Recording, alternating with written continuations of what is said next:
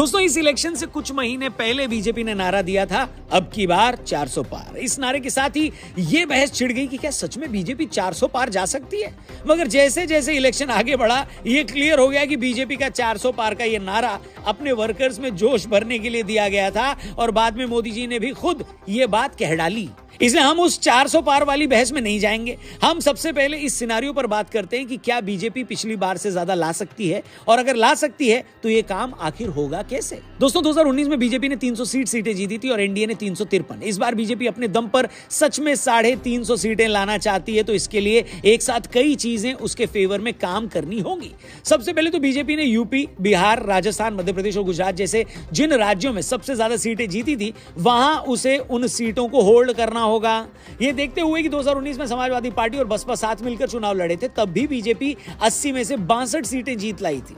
इसके बाद 2022 में हुए यूपी विधानसभा चुनाव में भी बीजेपी को बड़ी जीत मिली थी। इससे यही लगता है कि बीजेपी उत्तर प्रदेश में तो 2019 वाला अपना परफॉर्मेंस दोहरा ही लेगी। इसी तरह बिहार में बीजेपी ने पिछली बार 40 में से 39 सीटें जीती थी। इस बार भी जेडीयू और बीजेपी साथ मिलकर लड़ रहे हैं, तो लगभग वैसा ही परफॉर्मेंस दोहराना मुश्किल नहीं होगा।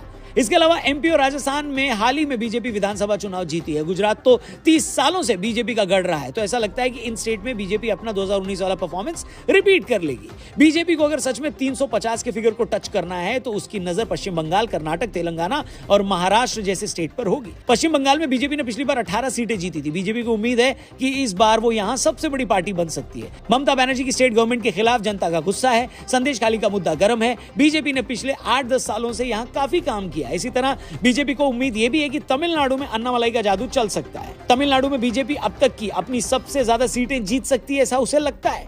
तेलंगाना में बीजेपी टीआरएस सरकार के खिलाफ गुस्से का फायदा उठा सकती है। तेलंगाना में बीजेपी 5 सीटें तक जीत सकती है। उड़ीसा में वो अपना सीटों का आंकड़ा 8 से बढ़ाकर 10 कर सकती है।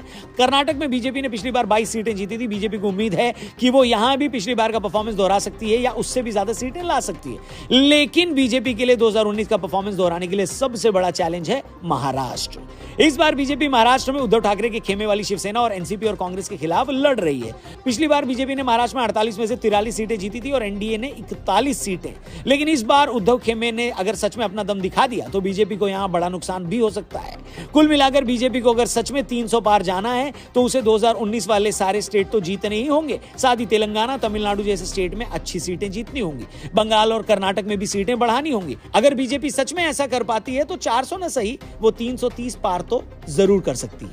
इतना बड़ा देश, इतना डाइवर्सिफाइड देश, अगर एक पार्टी मूव कर रही तो लहर का चुनाव है मानक जी। इसीलिए मैं कह रहा हूं 375 to 400।